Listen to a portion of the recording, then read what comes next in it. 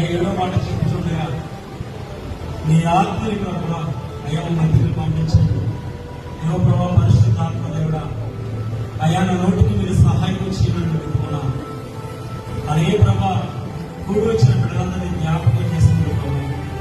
వెనగలిగే చెల్లి గ్రహించే మాట దయచేయండి.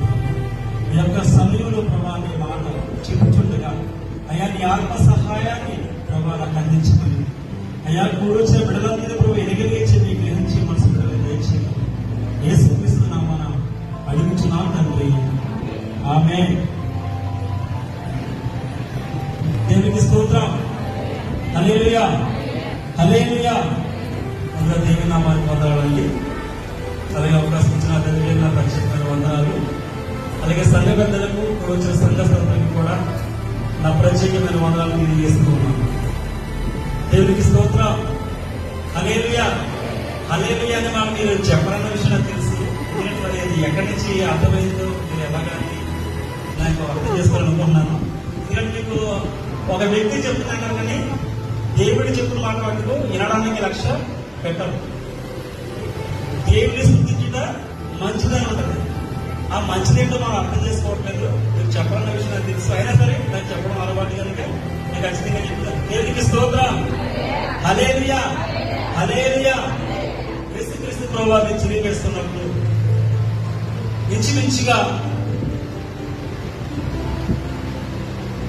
ఆయన మొదటి మాట నుంచి 6వ మాట వరకు నాకంటే ముందు చెప్పిన వాళ్ళందరూ కూడా చాలా అనుభవం కలిగిన వాళ్ళు, చాలా చక్కగా వివరించారు.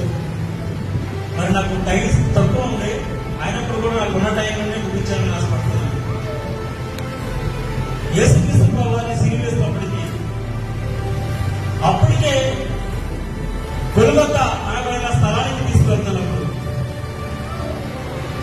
ఆ పొరవీధిలో ఆయన నడిచి వెళ్తున్నప్పుడు భారమైన సిలువ ఆయన భుజంలో తింటారు. భారమైన సిలువ ఆయన భుజంలో ఎత్తి ఆయన కొరడాలతో కొట్టుకుంటూ ఆ పొరవీధుల్లో ఆయన నడిపించుకుంటూ వ్యంగ్యంగా మాట్లాడుతూ ప్యారడిగా మాట్లాడుతూ అని సిలువ గొల్గొతా అనబడిన స్థలానికి తీసుకెళ్లి చిన్నవేయడం జరిగింది. చూడండి, ప్రపంచవ్యాప్తంగా అంటే దేశవ్యాప్తంగా కాదు, ప్రపంచవ్యాప్తంగా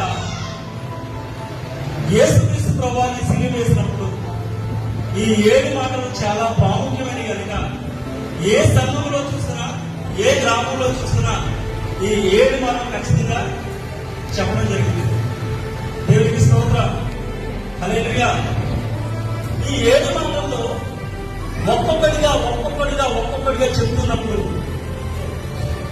ఈ 7 మాటలు వచ్చినప్పటికీ ఆయన చాలా నేర్చుకుంటాడు. అప్పటికే ఆయన తలకి ముళ్ళ కిరీటం, మేకిలాంటి ముళ్ళ కిరీటం ఆయన తలపైకి పెట్టేసి బలవంతంగా నొక్కేశారు. ఆయన రక్త సిద్ధమైపోయాడు. అప్పటికే కేవలం లాంటి ముళ్ళు ఆయన శరీరం మీద పడుతూ ఉంటే ఒక్కొక్కటిగా ఆ శర్మం చేర్చబడుతుంది,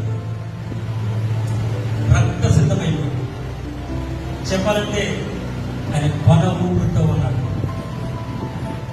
ఎంత టైం తీసుకుని మీరు అందరూ ఎత్తుకున్నారు కదా సార్.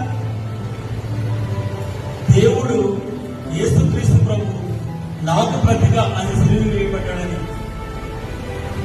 నా కోసం ఆయన శిక్షింపబడ్డాడని ఎదిగి ఉన్నవారు కనుక మీ అందరూ శ్రద్ధ కలిగి ఉంటున్నారు. దేవునికి స్తోత్రం. హల్లెలూయా.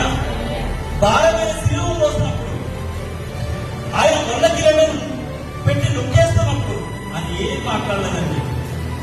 కానీ ఆ సిలువ వేయబడిన తర్వాత మొదటి మాట నుంచి 6వ మాట వరకు అలా ఒక్కొక్కటి చెప్పడం ప్రారంభించారు. తండ్రి మీరు ఏమి చేస్తున్నారో మీరు తెలియదు, క్షమించు అని చెప్పడం ప్రారంభించాడు. దేవునికి స్తోత్రం. హల్లెలూయా, హల్లెలూయా. అలా సిలువేసేస్తున్న విషయం తెలీదా? కానీ తెలుసు. లేఖనంలో చెప్పబడినట్లుగా ఈయన నలగబడి కొట్టబడాలి కనుక, లేఖనం నెరవేర్చబడాలి కనుక నా తండ్రి చిత్తాన్ని నెరవేర్చడం జరుగుతుంది. దేవునికి స్తోత్రం. హల్లెలూయా. మన లోకసువార్త 23వ అధ్యాయం 4 వచనం చదివితే కనుక,